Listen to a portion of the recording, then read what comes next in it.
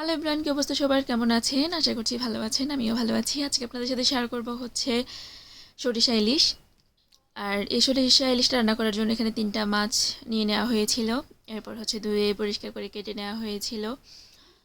আর সরিষা ইলিশটা যদি না ভেজে রান্না করে হচ্ছে ভেঙে যাওয়ার চান্স থাকে, তাই আমরা রিস্ক নিই নাই। এজন্য হচ্ছে হালকা করে ভেজে নেওয়া হয়েছিল। আর ভাজার জন্য লবণ হলুদ দিয়ে তেলে হালকা করে একটু ভেজে নিয়েছিল। আর এদিকে হচ্ছে আমি সরিষাটা ব্লেন্ড করে নিয়েছিলাম। আর সরিষাতে একটু লবণ আর হচ্ছে কয়েকটা কাঁচামরিচ দিয়ে এটাকে ব্লেন্ড করেছিলাম। আর হচ্ছে পেঁয়াজটাকে আলাদাভাবে ব্লেন্ড করেছিলাম। যাই হোক, আর এই সরিষা ইলিশটা রান্না করেছিল মূলত হচ্ছে দিদি। আর আমি ছিলাম ওনার একটু একটু সাহায্য করে দিয়েছিলাম। যাই হোক, এরপর হচ্ছে যে মাছটা তেলে ভাজা করা হয়েছিল ওই তেলে এখন রান্না করা হবে। আর এদিকে হচ্ছে তেলের মধ্যে কালো ফোড়ন আর হচ্ছে 2 টেবিল চামচ হচ্ছে পেঁয়াজ বাটা দিয়ে দিয়েছিল। এরপর ভালোভাবে নেড়ে এতে হচ্ছে পরিমাণ মতো হচ্ছে লবণ, হলুদ, মরিচ দিয়ে দেওয়া হয়েছিল। আর সামান্য পরিমাণ জিরা গুঁড়া দিয়ে দেওয়া হয়েছিল।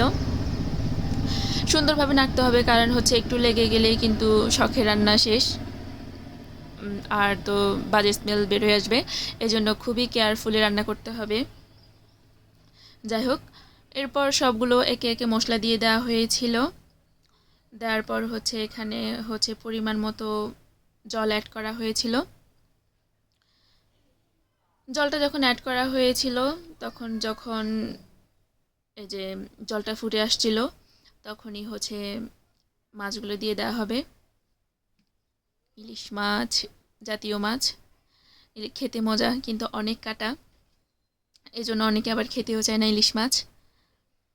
যাই হোক, এদিকে সবগুলো ইলিশ মাছ দিয়ে ভালোভাবে যাতে ফুটে আসে কিছুক্ষণ অপেক্ষা করতে হবে। আর যে লাস্টে দিয়েছিল এটা হচ্ছে হচ্ছে সরিষাটা পরে অ্যাড করা হয়েছিল। এরপর হচ্ছে সুন্দরভাবে আবার নেড়ে দেওয়া হয়েছিল। এরপর এতে দিয়ে দিয়েছিল হচ্ছে 2টা কাঁচামরিচ। এই যে কি সুন্দর একটা কালার আসছে। আর সরিষা ইলিশটা অবশ্যই রান্না করা হয়েছিল সরিষার তেল দিয়ে। এই যে